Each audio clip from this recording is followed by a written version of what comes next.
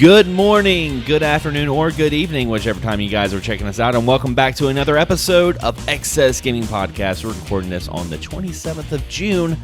I'm one of your hosts, Xander Scullion, and joined with me, as always, is the wonderful Mr. James Gruesome. What's up, James?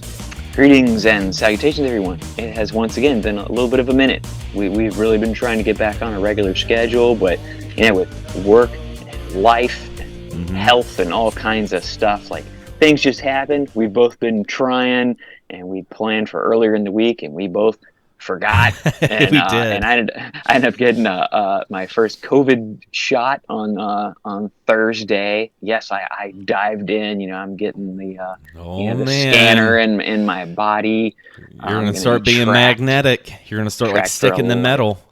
I hope I get magical powers or something. That'd be cool. Honestly, I had a little bit of a sore arm for the first day or so, but that was about it. But then I have a second one in 3 weeks. But it's cool to go ahead and get that done. I'm still a mask dude, so I kind of like rocking the mask and sunglasses. It looks crazy, so I'll still keep doing that. But hey, I recommend to people, if you want to get it done, go get it done. It's very easy to do, man. You set up an appointment. It's not tough. It only takes about 30 minutes, and like I said, I didn't have any effects. If that's what you want to do, hey man, definitely go out there and try to do it, because there are other strains and shit coming, supposedly, and this one at least will help against that. And it's it is a thing, and so some people will not be affected by it. Some people will. Do what you think is best for you and your family and all the people around you. That's all I'll really say about that. Indeed. And, since our last episode, James, I've invested in something that I'm actually using right now on this episode. I bought myself a gaming chair. Oh, wow. The little race car gaming chair. And because, I work at home, so I needed a good chair to sit in. And, I still have really bad lower back problems. I think it's just the way I've been sleeping lately, and it was funny. One of them bouncy ball chairs. You see those things? Yeah. Well, I made a mistake about 2 weeks ago. I don't even know what I was thinking. I was live streaming. I don't live stream that often on my YouTube channel, but I was like, I'm gonna play some Mighty Goose. I'm gonna live stream it. And I was sitting, and I was I meant to have everything ready, and then I was gonna go grab a chair and sit in the chair, but. See, when I film my videos, I sit on a milk crate. That's how I... wow. I sit on a milk crate when I film my videos. Just because it's hardcore. Yeah, it's the perfect height. I sit on the milk crate. It's Yakuza shit, man. It's my favorite weapon in Yakuza. And it's funny. I wish I could grab the milk crate and show you right now, James, because I have... What color is it? It's black. It's a black milk crate. Nice. And it's funny because the milk crate, after a while, starts to kind of have a little dip in the middle for my ass, and so I'm gonna have to get another milk crate soon because it's starting to dip a little bit. I'm like, oh man. But when I was live streaming, I just grabbed the milk crate out of habit, and I sat down and started playing. And probably an hour and a half into the show, I'm almost like, guys, I gotta log off. My back is killing me. I've been sitting on a milk crate for the past hour and a half playing this video game. Some back alley, gambling. And it's even now when I game in the living room, I have a really nice couch in the living room, and I still find myself wanting to sit on the floor when I'm playing the video game. It's so weird. Honestly, sometimes I like a good, my back to the couch sitting on the floor.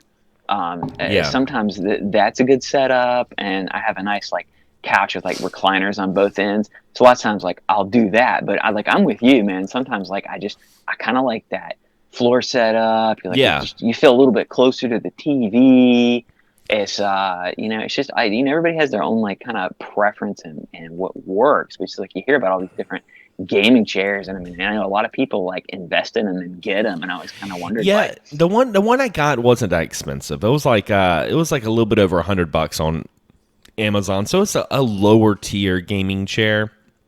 But, it's got a little cushion in the back that you put for your lower back. It's got a little pillow thing for your neck, and you can recline it back. To me, it honestly feels like an office chair with pillows. It doesn't. Maybe it's because I don't have a higher end, crazy Twitch TV gaming chair. I just have a normal like little race car chair.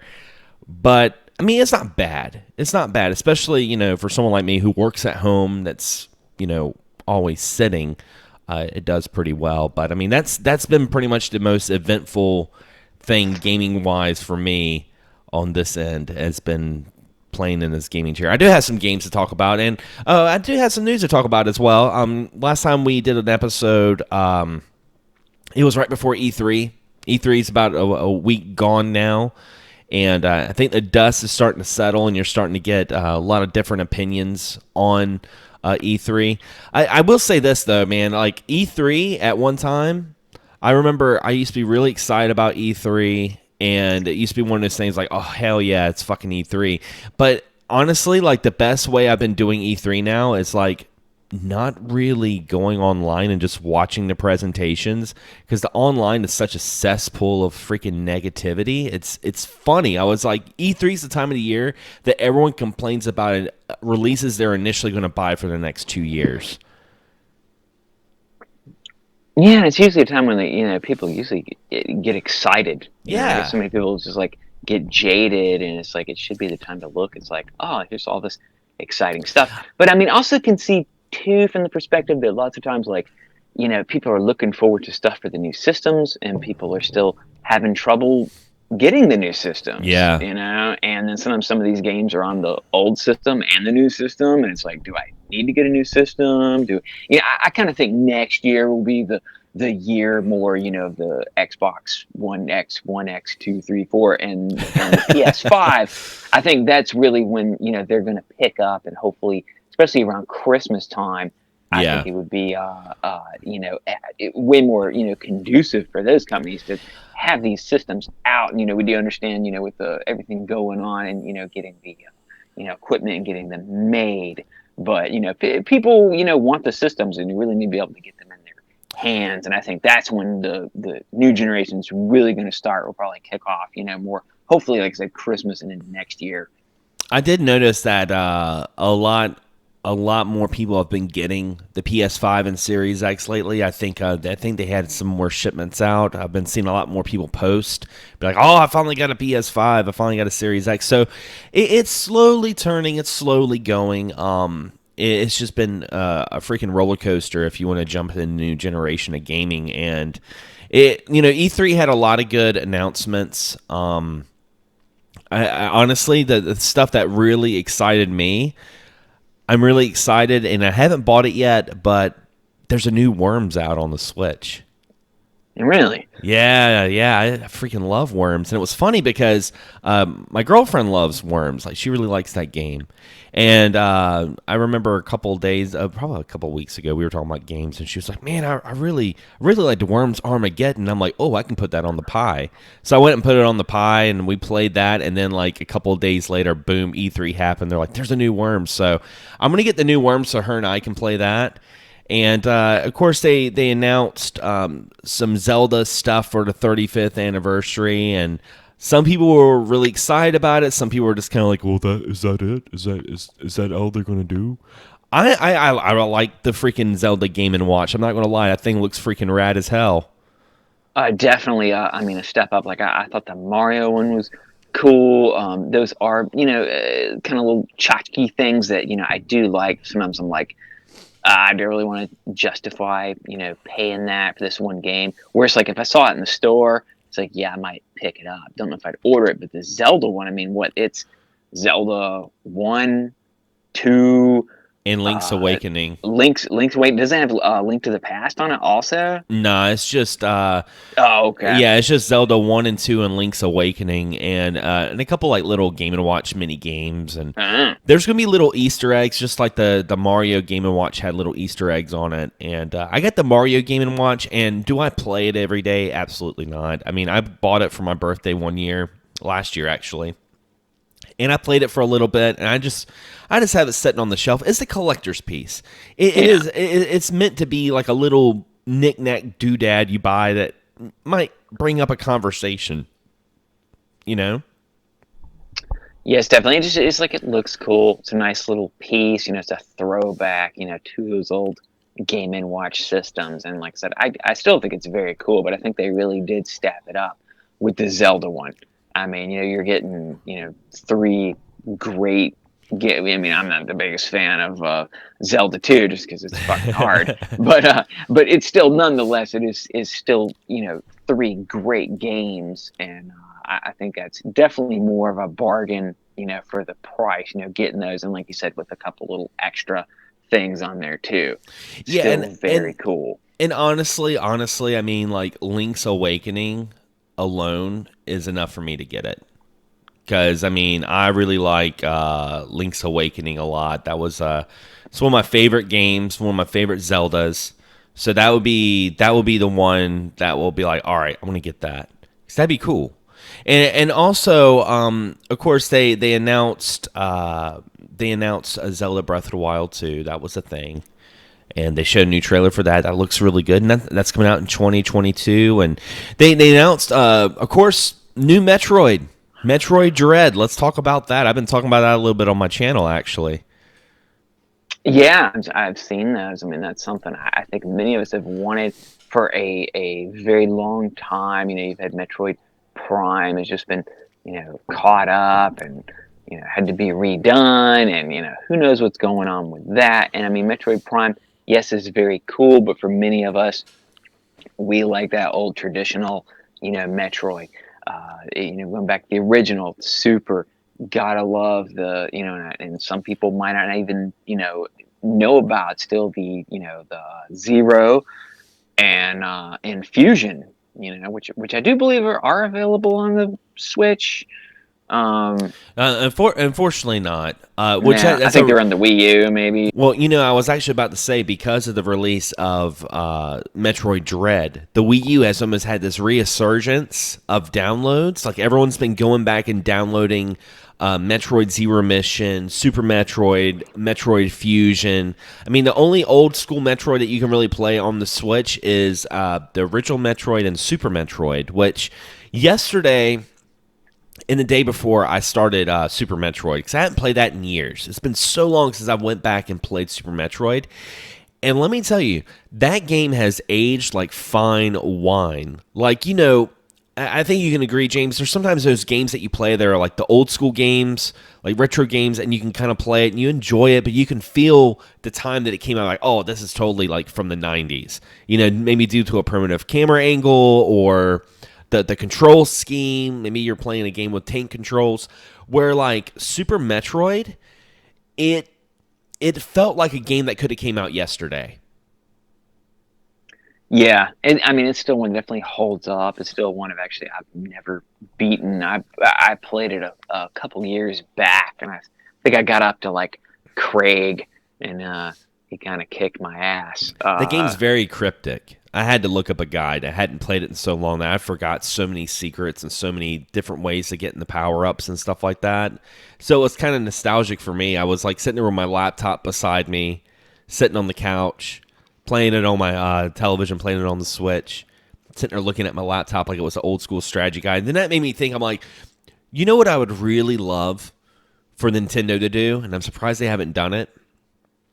I would love to see a app from Nintendo that you can download, and it's all the previous issues of Nintendo Power. So you could go back and read all those magazines on your tablet or your smartphone, or even if you want to use your laptop. I mean, I know you can go on Internet Archives and you can download those magazines and put them on there, but it'd be so cool if like Nintendo was like, hey, we have Power to the Player app that you can like download and read those old Nintendo Powers. That'd be so freaking awesome. Yeah, that would just be a really nice feature. I mean, it's like, you can't go wrong. And like I said, I never beat Super Metroid. I beat the original. I beat Zero Mission. It's like, which is awesome. I beat Fusion, which is awesome. And I'm really glad to see them going back, to the old 2D format. Really looking forward to it. I was not the biggest fan of Samus Returns. And speaking of too, I mean, I love Metroid 2. On the original Game Boy, that's another. I mean, you speak of kind of like cryptic. I mean, that one also is very tough with the lava pits. And I don't think I've ever played. I don't think I've ever played Metroid 2 on the Game Boy. Like, I have it on the Pi. I've never played it. That's when, I mean, I'd say give it a shot. Like, I mean, it can be tough. I don't know if my brain could like handle it now, but back when I was a kid and I had it originally, because every time you kill a certain amount of Metroids, the lava will drop in a certain area, but then you have to go find that area to see where it dropped, go down there, and I mean, also too with the color scheme, I think kind of deters it a little bit and makes it a little bit tougher. But it was a game I sat and went through. Like I said, could I go through it now? I don't know. Samus Returns on 3DS. I was very excited when that came out, Mm-hmm. but in the end, when I played it, and I keep wondering, I was like, was it just me? I think I might give it another shot. Before Dread, because I think Dread will be a bit more my style. But there was just something with Samus Returns that I just couldn't. It was like that. I've I've had that happen before though with games. I've had that happen where I played a game and it just did not click with me. And then I went back to it a couple of months later, maybe a year later. I was like, I'll give this game another try. And like something happens, like some sort of chemical in your brain, and all of a sudden you're like, I get it. Now I know why people like this game, or I now know why this game is so good. And it's so funny. And that brings me back to something else I was going to talk about, James. And again, for folks that are listening, this is going to be a totally like off the beaten path episode, where we're kind of just all catching up on what's going on with life. But I went on Facebook, and one of my friends on Facebook I've been following all their posts because they discovered Yakuza. Mm. And I don't know what it is, man. And I want to ask you if you feel the same way. And this is in a good way, like good, funny way. Do you ever feel kind of envious sometimes when you see something that you really love, like say the Yakuza series or Castlevania, and you see those people experiencing that for the first time? You're like, man, I'm so envious. I wish I could feel that again. That feeling when you first played Yakuza 0 and you were just like, oh yeah. Oh yeah, and like they're posting about it, and you're like, oh, I know. Like they're like talking about Nugget, and they're talking about the battle system, how the story like made them cry and had them have feels, and I was just like, I know. I mean,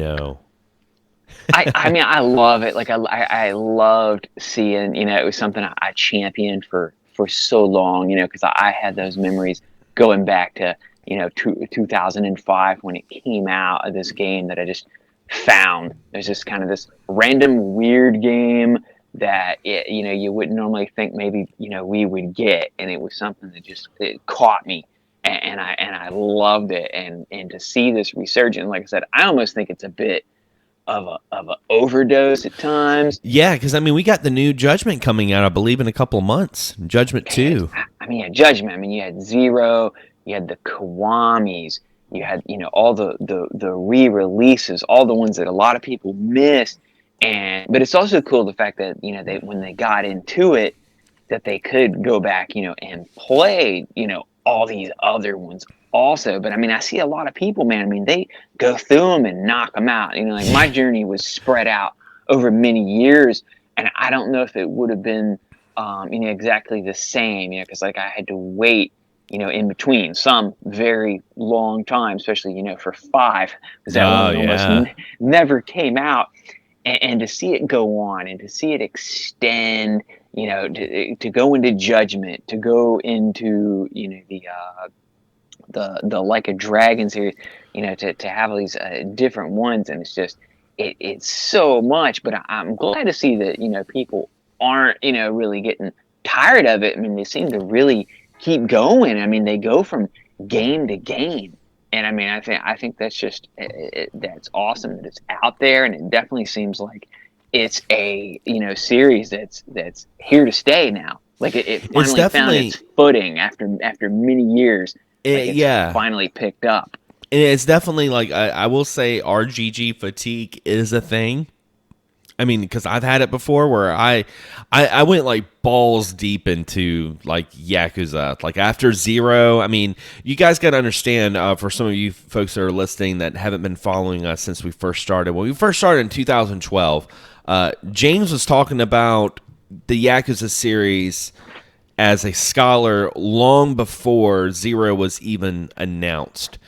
James always talked about the Yakuza series, and I was always curious. And when I started playing Zero, that's when I got it, and I was just like, okay, I freaking love this series. And I went and I beat Yakuza. Then I played Kiwami, and then I went to my local Game Giant video game store, and I bought Yakuza 3 and 4, and I played 3 and 4, and then Kiwami 2 came out, and I played that. I even bought Yakuza 2 on the PS2, and I mean, I was playing it so much that I did get tired. Like, I did get fatigue from it.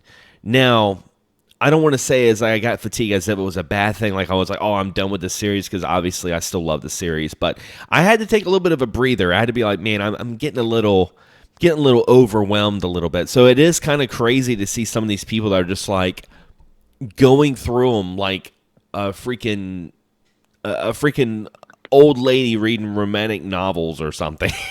That's the best way I could think of it. Just going through it like crazy, and I'm just like, oh my god, I would lose my mind, because they're not long games. Like, you could beat the Yakuza games pretty quick if you just go straight through it. But I feel like if you were to just go through those games and just go through the story, you're selling yourself short, because really what makes these games special is the extra content. You know, the side quest and the little side games and stuff like that, and just exploring. Like, that's a game that you could just explore and have so much fun. Yes, it's definitely a game. I said you can go in and you can spend your 20 hours, 20, Mm-hmm. 30 hours, or like for me on Yakuza 5, I spent over 100 hours. Which I have done on a few of them. Earlier on when I first started playing, I didn't do like as much of the stuff, but as it went on, I did more and more. And I mean, Yakuza 5, I think, like I said, was the one I racked up the most. It was over 100 up to 120 hours I spent, and it's very cool because there's so much stuff you can do.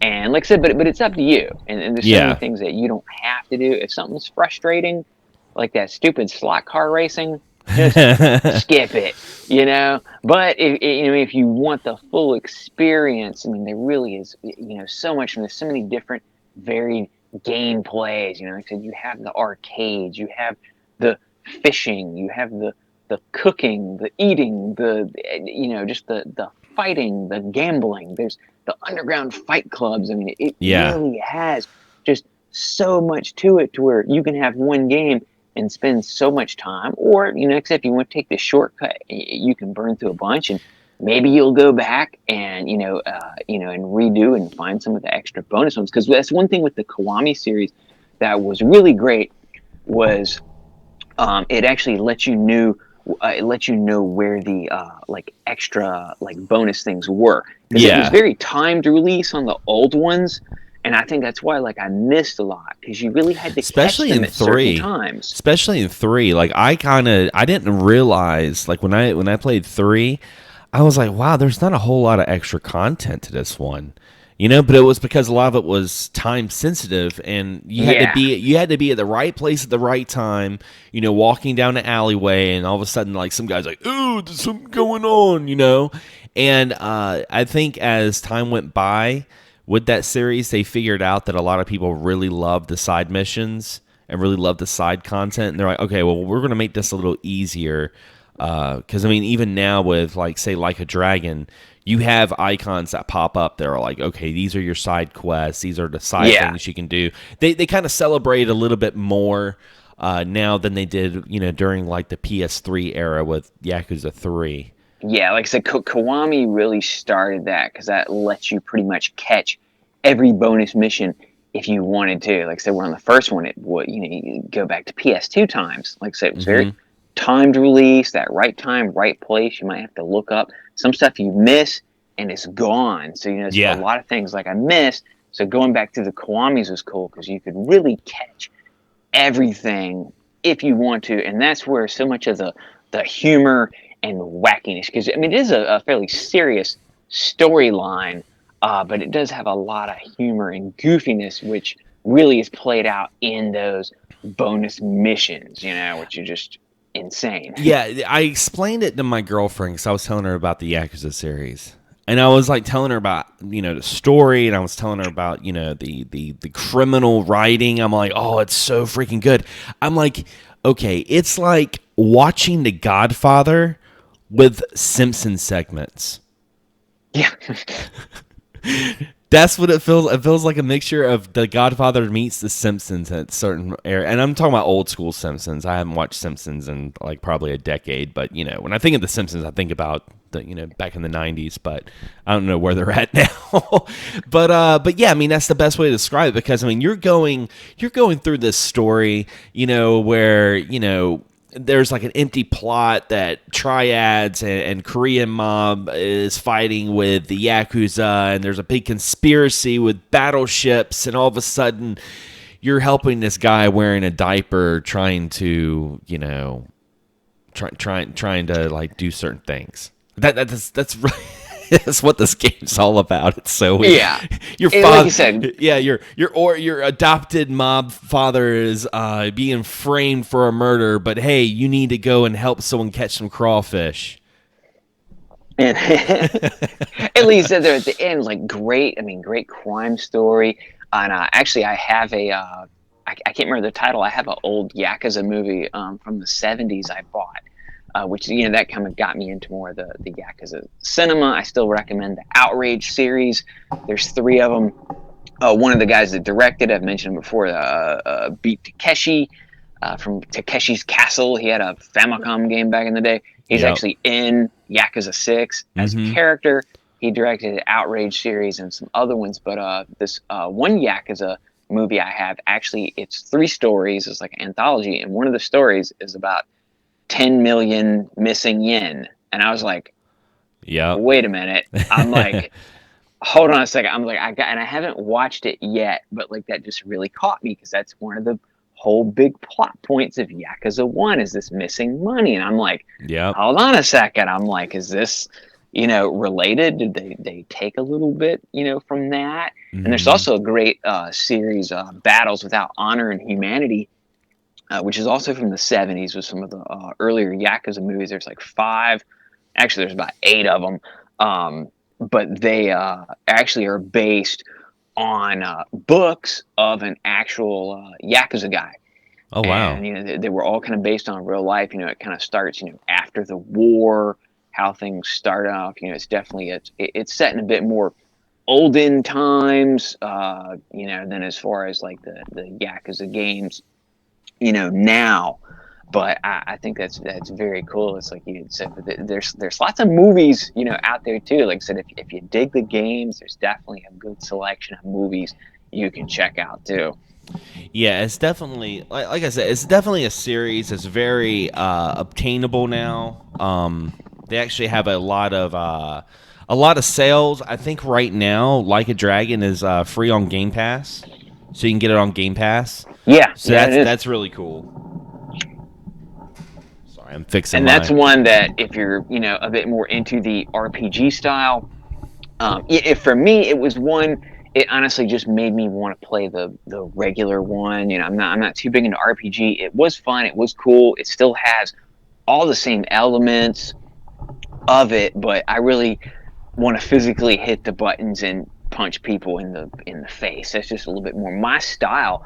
But I could very easily, you know, see people that maybe wouldn't play the normal Yakuza. Maybe they might like a Dragon a bit better. Well, it might fit their style more. I mean, and the thing is like, and especially if you're a JRPG fan, the Like a Dragon is going to be a definite good game to play. Because it is a good JRPG. It's got a good battle system. It's got a good based party on system. Dragon Warrior. Yeah, lots of Dragon Warrior references.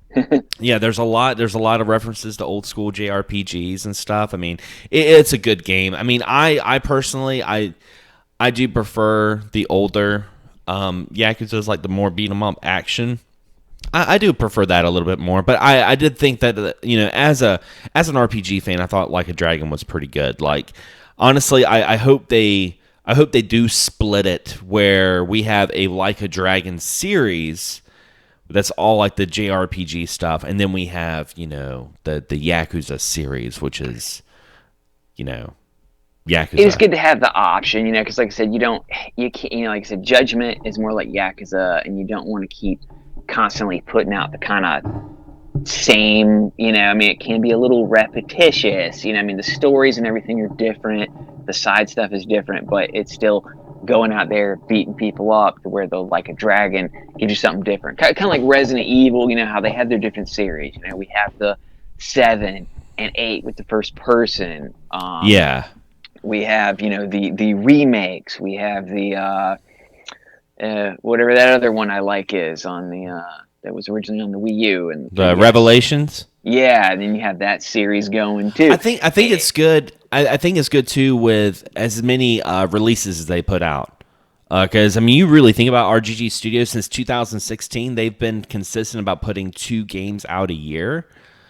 You know, so Yeah. so I think this would be a good way for them to kind of keep it fresh. But oh yeah, well this one's going to be this one. This one's going to be like this one.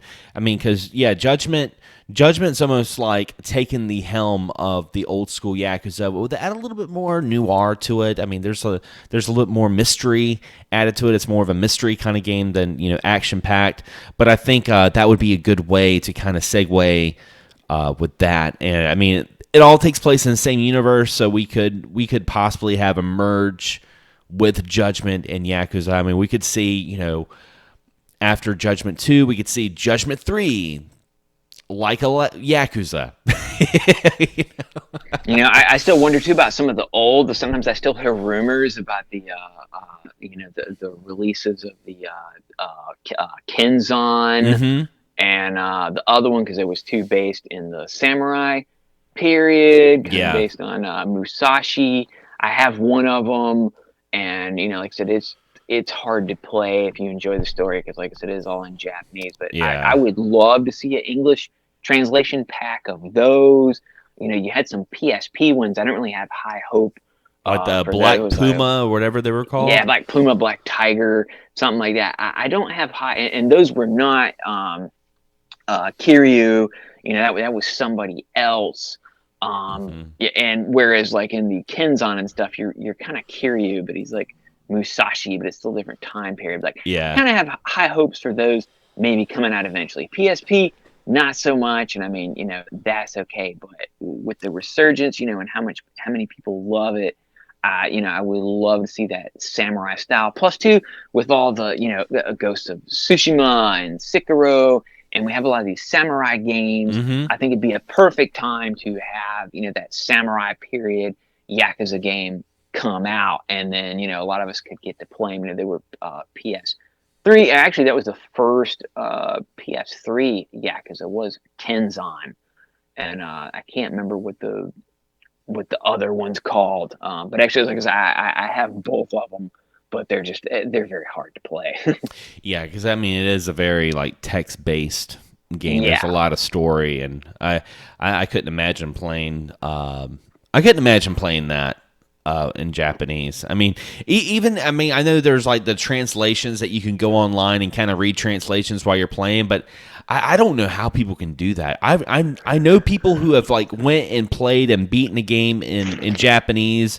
They're like, yeah, I just looked at the translations online. I'm like, more power to you, man. Like I couldn't do that. Yeah, that's just that's even more like That's time hardcore. consuming. That's hardcore right there. But if you really want to, go into it, I mean, I printed off lots of, move lists and characters for Japanese wrestling games back in the day.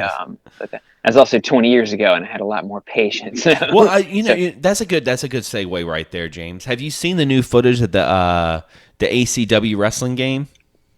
I have seen some of it coming out, and it's one actually I have a lot of high hopes for. Mm-hmm. With as bad as the WWE games, have been. The Battlegrounds game was pretty fun, but as far as the 2K series, it's just really gone down. And you actually have, where a lot of the wrestlers, they're all huge. Like Kenny Omega is, I don't really say he's like working on it as a programmer, but he's probably like an advisor. But a lot of those games were huge. 64, No Mercy, Virtual Pro Wrestling. I really think that's the vibe they're going for. I mean, I have more high hopes for this game than anything else. I mean, I kind of hope they take their time. You know, I know they're investing a lot of money in it, and they actually have, I believe, you know, members of the old AKI actually and Uke's team working on it. So Yeah, that's the thing, because you know the wrestlers nowadays, I mean, are such big gamers.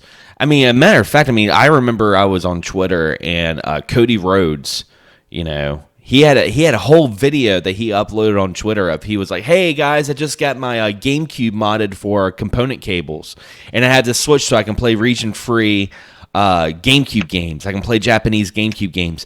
You know, we didn't see Hulk Hogan doing that, or you know, we didn't see Ultimate Warrior getting crazy about the Dreamcast. I mean, they did lines and roids back in the day, man. That's what they were doing in the locker room. Now they're playing games. I mean, it's just, you know, probably better for their health. Oh yeah, yeah. I mean, we're probably they're definitely hopefully live past, you know, freaking 50 years old.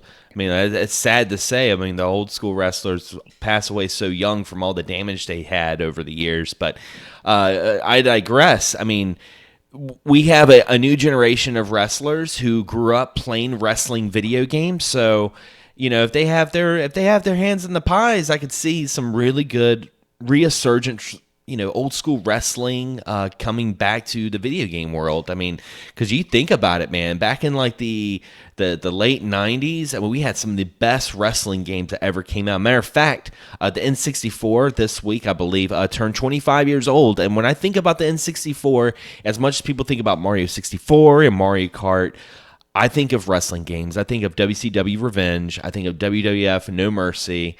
I think about when I didn't have an N64, and I'd always invite my friend to come over and like beg him to bring his 64 because they ultimately had the better wrestling games.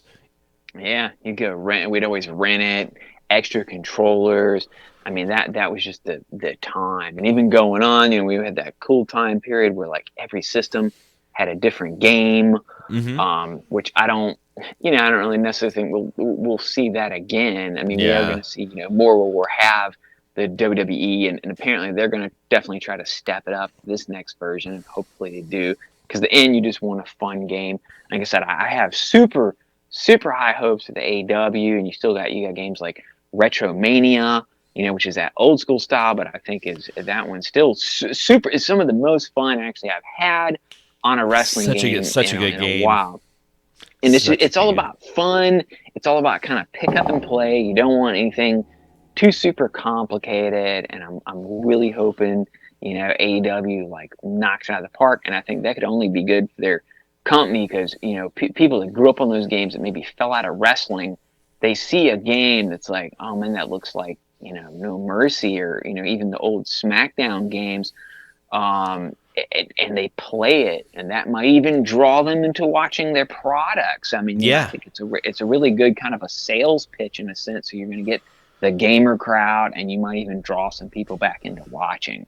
Yeah, because I mean, like I stopped following wrestling for a long time, and I still don't watch wrestling like I used to. You know, I used to be like crazy into it. I watch more behind the scenes. Like I find myself watching a lot of wrestling videos of like old school wrestling, like history of Hulk Hogan and history of this, history of that, behind the scenes. I love seeing like the old school shoots where like, you know, wrestlers nowadays like talk shit about what it was like back in the 80s with Vince McMahon. Yeah, shoots are great. We got the Dark Side of the Ring. Yes. Now the A&E biography. You know, they've been doing shows, and WWE always has a lot. Like, even if you don't maybe like their current product as far as the network over there on the Peacock network now, but they have a lot of great, like, you know, behind the scenes of certain matches. Like I watched one with Mick Foley and Edge when they had their WrestleMania hardcore match, and, you know, they go back and talk to them and cover the stuff, and they do a lot of, you know, Kane's debut, a lot of that stuff. I'm with you, where sometimes like I'll watch that stuff more than the actual matches, and more of the matches I watch will sometimes be more like indie stuff, you know. Even though I will say, like, one of my favorite current wrestlers that I absolutely love, and it's a big reason why I just love watching his YouTube channel. He's got such a great YouTube channel. Is Danhausen. Danhausen. I don't know. I He just I know a little bit about him. I don't watch Ring of Honor as much. I kind of he's one of them guys you see, and so he's just like, well, he's got some kind of character, man. He's got something going. He's It's definitely so got a look. entertaining. Yeah, it's so entertaining. I mean, because his YouTube channel is just like really entertaining. I mean, it's right up there Check with that out. it's right up there with our good friend Carcamo. I mean, that's another wrestler who's also a YouTuber, big gamer, Carcamo from Carcamo Gaming. I love watching his channel, and he's an excellent pro wrestler. I call him the gamers champ. I mean, that's what he is. Big shout out to Carcamo out there, but yeah, I mean that's what I was thinking. I was seeing the footage of the new AEW game, and I was just like, I wonder what James thinks about this. Like I said, it's been a while since we did an episode, and I wanted to get your 2 cents on it. Yeah, no, like I said, I'm very excited. I mean, that will like regardless, that's going to be one like I'm gonna buy, day one.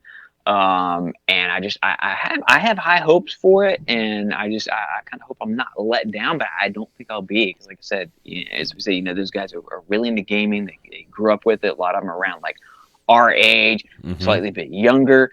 They came up with that. They're really into that, and they love those old wrestling games that we all loved.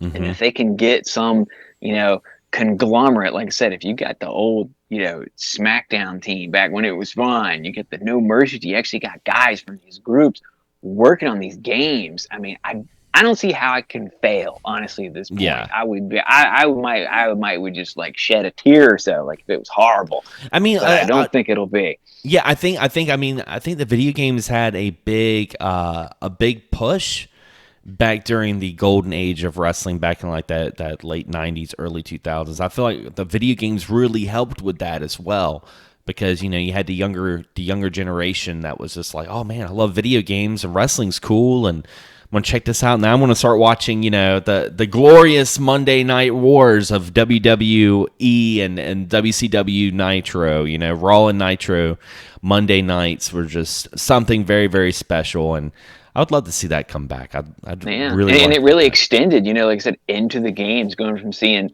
WWE had the, crappy, Acclaim games. WCW had the bomb games, and then WWE got AKI to do their games, and then WCW went to like, EA and something else, and then ECW got stuck with the same old crappy Acclaim garbage. Yeah. And it was just it was fun to see. And then, like I said, with each system, with the Xbox, GameCube, PS2, you'd have 3 different WWE games. Yeah, they were all something different. You had like the Raw game. If I'm not mistaken, correct me if I'm wrong. You had like the Raw games on Xbox. You had SmackDown on Sony, and then like Nintendo would have like the WrestleManias or like off the wall ones. Day of Reckoning, Day of Reckoning, 1 and 2, and WrestleMania 18, 19, and you had Raw 1 and 2 on Xbox and WrestleMania 21, and then you had the SmackDowns, and then somewhere along the line with the next generation, it kind of stopped when they all switched over to the Raw versus SmackDown, which was kind of whack for a little bit, but then they actually picked up, and I thought they got good and were very fun for a while. And then with the past couple years, they just kind of fell off again to where they just weren't. I always say it's like you can do anything you ever wanted to do in a wrestling game except have fun. Well, I'll tell the listeners real quick if you guys are listening. Tell us in the comments below if you're checking us out on YouTube.com/XanderScully. Tell us one of your favorite wrestling games. Who's your favorite current wrestler or maybe wrestler of the past? And also, if you're listening to us on YouTube, be sure to check us out on Spotify, iTunes, Stitcher, iHeartRadio. That's Excess Gaming Podcast. And leave us a review because it really helps the transparency of the show and helps more people find our show. It just really helps us out when you leave a little review. And with that being said, let's get into games we've been playing recently. James, what have you been playing? Well, actually, and I don't think I'd mentioned it last time, but my brother EJ had come into town, and I'd canceled my Polymega. And I didn't know he actually canceled his too. And he had, pre-ordered a couple of years ago even and ordered all the attachments. And I even asked him, I was like, dude, you sure you want to cancel? And he's like, Yeah, man. He's like, I'm done with it. And the one thing Yeah. I'll give Polymega credit for, refunds, man, fast. Like honestly, like I Yes, asked for because they one, know, they fucked up. they do. Like I got a text, I sent an email, I got a text the next day and it said you'll be refunded. And a few days later, I had the money. Same thing with him, and he was a little worried. But I told him, I said, I think as long as you didn't, I think if you invested in the Kickstarter, Hmm. you might can't cancel it. But no, his went through, canceled it, and he was like, I just need a new Sega CD now. And he's like, man, they're like $200 to $300 on eBay. And I was like, ugh. I was like, dude, don't pay that. I was like, just take. I was like, just take mine. I was like, honestly, like I don't play it. I was planning on getting a laptop, so I Oh could like yeah. emulate stuff more. So I ended up giving him that, and he ended up getting something for me because he knew I'd been collecting these Japanese wrestling games on PS1, and he actually got me a Japanese PS2, Nice. which it was very cool. Got me, got me memory cards for 1 and 2. Like got the whole setup. It's really cool. And he'd stop by, and we actually sat and we played about every single one of these games that I bought. And I had a stack of about 8 games. And going through, there was like an All Japan women's game, which is just very cool to see. There was a couple, just kind of like Bobo titles. One we couldn't figure out how to play, and I found out it was more of a wrestling simulator game. So that one's going to be tough to play. But what was really cool, there's SmackDown. We had SmackDown 1 and 2. In Japan, they had this series called The Pro Wrestling. It was part of the Simple 1500 series. I think it was a whole series of games at like 1500 yen, different sports titles. And the wrestling games were based on SmackDown. And, Hmm. they had real wrestlers, fake names, fake looks, but still fun. I mean, honestly, like we had a blast. Those early SmackDown games, still fun.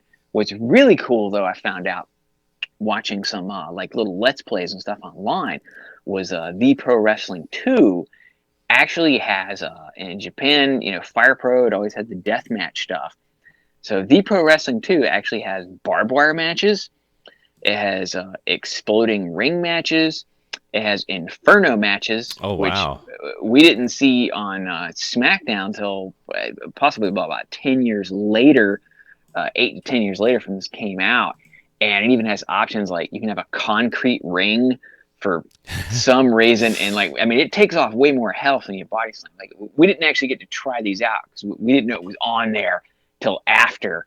And I still got to go back and try some of these out. But I mean, it was just really cool to have that. I love having that death match, option. And like I said, the SmackDown game's still super fun. All the first ones. So I played a ton of Japanese wrestling games, and actually I ordered quite a few PS2 Japanese wrestling games also. Because when I got the PS2, I was just thinking of these PS1 games I had, and I was like, oh shit! I was like, I can play PS2 games too. So I got some. I got like they have like Wrestle Kingdom. They have King of the Coliseum. They have like All Star Wrestling. They have a couple Bobo ones too. But Yeah. I have about 5 or 6 Japanese PS2 games coming in. Actually, I'm pretty excited. A couple will be coming in next week, which will be really cool. To try those out. And there's also a whole other series, King of the Coliseum, that I'll be getting eventually too. So I'll probably end up picking all those up. So that should have been fun. It's always fun having a new system, especially like a gift from a friend. Always cool. And then other than that, there was this one game I've been seeing some stuff on called Green Hell that's on Xbox. Green Hell. And Green Hell. oh, dude, that's why I had to buy it. Come on, if you don't know, so Green Hell. The main reason many of us know it from it was an old Misfits song. Yeah. It's also a Vincent Price movie, Green Hell from I think it's like from the 40s or 50s. It took me a while to track it down. I got some kind of like bootleg copy. Vincent Price is in it for like 15 minutes, and he dies from a poison arrow, which is kind of whack. But it's a jungle expedition. Green Hell, another name for the Amazon. There's also the monsters from Green Hell about giant wasps. There's lots of Green Hell. There's an Italian cannibal movie called Green Hell. We've had the Green Inferno that Eli Roth did, but it's kind of what you think it'd be. You go with your wife on like a little expedition trip. I think she wants to touch base with some tribe that I'm assuming is cannibals and is probably gonna fucking eat everybody.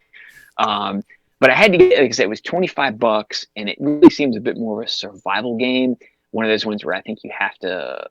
I've kind of just been running around and just kind of found, like our first base where I haven't lost my wife and disappeared. And apparently, you end up tripping on some mushrooms or something. And it looks pretty cool, but I think you do have to like make fire and catch food. So it's probably a game I'm gonna like be terrible at. But I had to get it, and like I said, for the price, $25. I was like, I gotta get it. And like I said, I haven't played the most of it, but I mean, so far it's been cool. I'm just kind of run around the jungle, still looking for some trippy mushrooms to eat, and because I saw a video clip of that, and like everything turns all purple, and you're running around, and it just it looks pretty crazy. Which I would throw out too. Speaking of jungle movies, there's a great movie called The Jungle with Daniel Radcliffe, Harry Potter. And it's based on a true story of three friends who went, trekking in the Amazon, and they get lost.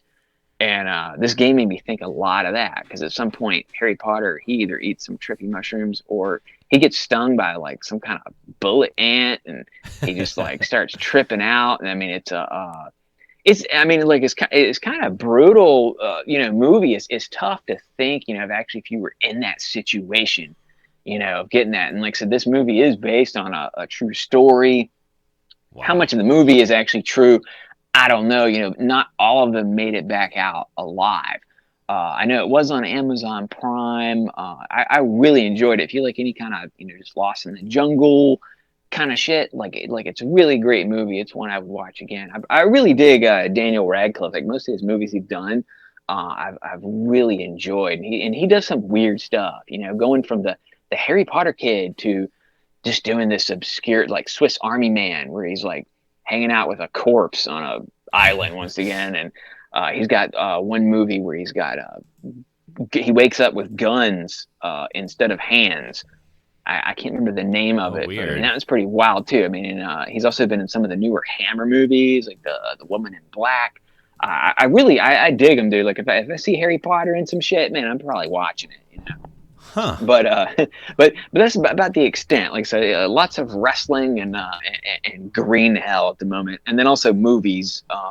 As in the movies, there's been some great sales from some awesome companies. Severin has been doing some great stuff, and Arrow has had some sales. So as in these obscure old movies of some have been lost in time. These guys have restored them. So many bonus features, and they all have sales around the same time, and it's very brutal on your wallet. It really Vinegar Syndrome is another one too, and I mean they're all awesome companies as far as, like I said, the extras, the quality, the love that's put into it.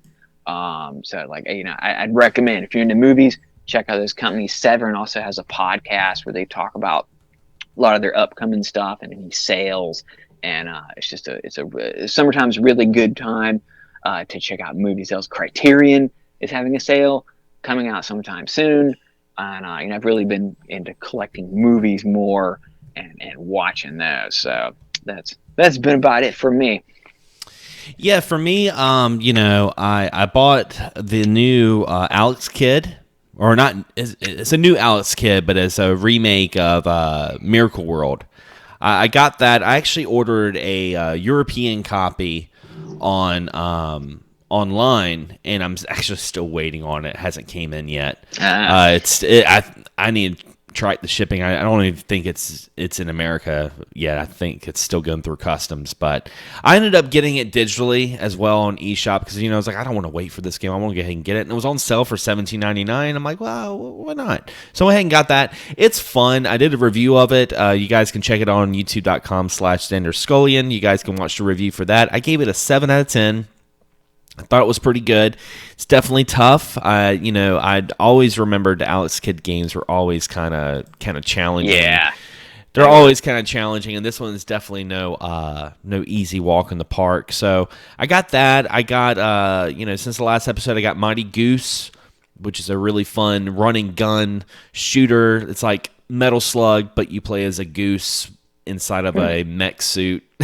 He looks like Rambo. It's a lot of fun. That was a little bit more of an expensive game on the eShop. I think it was like $20, but it was definitely worth it. Got that. Also, Horizon Chase Turbo. I got that for like $4.99 on the eShop sale. I've been really into arcade racers lately. I've been playing Outrun. What was it? Outrun 2006 Coast to Coast. I've been playing that on the PSP through emulation on my laptop, and that was a good one. Yeah, I had it hooked up to my TV, and man, I'm like, when you're running that PSP emulation, you have the graphics enhanced. I mean, it looked like I was playing a PS3 game. I mean, it looks so freaking good. So I was playing that. Of course, Super Metroid. We talked about that earlier. I'm actually about to beat that one. I'm probably going to beat that game after this episode. I'm almost done with it. And also, I might be going to GameStop a little bit later on because I do want to get the new Mario Golf that just came out, Mario on the Switch. So that's been pretty much my gaming I've been doing. I mean, I did a little bit of live streams last week. I played a little bit of Jackie Chan on the TurboGrafx 16 classic game. Played Michael Jackson Moonwalker, the arcade version. And I actually had more fun playing Michael Jackson, the arcade Moonwalker, than I played any other game that night or that afternoon. I was playing a lot of games. I was like ADD on my RetroPie. I was like, boom, boom, boom, boom. I won't play this. I won't play that. And everyone's just watching me. And when I got the Michael Jackson, I was like, okay, this is fun. I tell you one, as far as the Jackie Chan, have you played the Jackie Chan arcade fighting games? No, but I've heard about them. I heard they had like really crazy like finishing moves, but Jackie Chan didn't have a finishing move. Like he was the only character in the game that wouldn't kill people. They are, like I said, I mean, they're not like, if you like just kind of wonky, shitty, fighting games kind of stemmed, from Mortal Kombat. They're great. There's two of them. I have two of them on my Pi, and they were kind of cool to play. You look at Jackie Chan, he had the TurboGrafx, we had to have the Nintendo version. And there's also that one people forget about too, is like Jackie Chan, like Stuntmaster on the PS1. That was a good game. Yeah, I remember that one being really fun, actually. So it's kind of cool to see Jackie Chan. I'd love to see him actually have another game, come out. He's such a legend. It would be great. Or even to see if they put him in Mortal Kombat, That'd be so apparently awesome. Everybody's in Mortal Kombat now. Come on, we need to get more of these guys in there. That seems to be the place, to put these characters in there. If we're putting aliens and predators, I think we could put Jackie Chan and Bolo in there too. It's funny, like Mortal Kombat's almost become like the nostalgic Smash Brothers at this point. I mean, because we have like everything from like slashers to old action heroes like Rambo and RoboCop and Terminator, and I mean it's really kind of interesting. And too, I've recommended it before, but there's one game on I know it's on Xbox for sure. It's the Wu-Tang versus Shaolin. It's all movie actors. I mean, they're kind of under fake names. They're just kind of under their style. But Van Damme, Bolo, Jackie Chan, old Gordon Liu is like Pai Mei.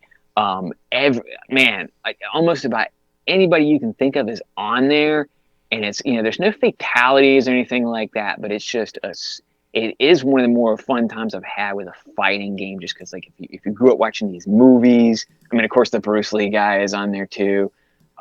It's a good time. I can't think of I don't think it's that expensive. It might be like a $10 game. I know it's been on like PC years. It was like kind of like a homemade, game someone did. And I mean, it's a blast. I mean, like I said, if you just want a fun fighting game with that movie nostalgia, and you want Van Damme and Bruce Lee to fight, Wu-Tang versus Shaolin, man, it's great. I'll have to check that out. I'm pretty sure I could find that. I mean, yeah, dude, you better find it. And I believe there was a Wu-Tang Clan game on the PS1, right? Yeah. It was originally Thrill Kill, which a game I think I don't know if we got it over here, if it got banned, but they used that system and turned it into actual Wu-Tang game with all the members of the Wu-Tang, and it's kind of like a multiplayer. Like you can have like 4 people. I think it had like the multi-craft, and you could buy like 4 people fighting, and it's just kind of funny. Like I have it, and it's just funny to pop in once in a while. Well, it's not that great of a game, and like I said, with the Wu-Tang versus Shaolin, none of the actual Wu-Tang members on there are in the game, unfortunately. But hey, man, they're both worth checking out. And like I said, as far as emulation, hey, check out the Wu-Tang game and check out the original Thrill Kill, because that one actually had some fatalities that might have had something a little bit more controversial back then, even with Mortal Kombat. But sometimes you would still run into things where they were too violent. But yeah, Thrill Kill and Wu-Tang was pretty much the same game. Yeah, and also, I mean, with the release of the Wu-Tang game, I remember they made a Wu-Tang Clan controller for the PlayStation. The controller, yes. Yep. I never got one of those. I was looking at them for a bit, because I was kind of into collecting the controllers. It looks so uncomfortable. It looks like it's right up there with the freaking chainsaw controller from Resident Evil 4. I have that too. Yeah. That's such a nice setup, though, in that, man. It's like in that nice little case with little drawers for the cables. That's just a nice collector's piece that I kind of wonder if that, like, how much that goes for now, because I snagged mine for pretty cheap. And, like, you never know. Sometimes stuff just stays cheap, and sometimes things, especially with, Resident Evil coming back out, Oh, yeah. 7, 8. Big resurgence, like that controller could be worth something. Like you said, little cumbersome to play. We did try it, and it's kind of like, man, this. Some people will say all it takes is one popular YouTuber to make a video on it, and that price is going to go up. That's it. That's all it takes sometimes. I mean, I remember when Little Samson was like a $5 game at FuncoLand, and now that game can pay someone's freaking mortgage at this point. It's insane. Yeah, I do. Raising up the prices. I know. Damn YouTube. But anyway, guys, I definitely wanted to thank you for checking out this newest episode of Excess Gaming Podcast. Again, be sure to check us out on iTunes, Spotify, Stitcher, iHeartRadio. And if you want to listen to archived episodes, you can check us out on youtube.com/XanderScullion, where you can also see some of my various reviews and some of my videos I've been putting out. I actually have a new video I'm about to put out. Been putting out videos almost daily now. It's been kind of nuts. But anyway, guys, I want to thank you for always listening and supporting. And as always, happy gaming. Have a pleasant evening, everybody.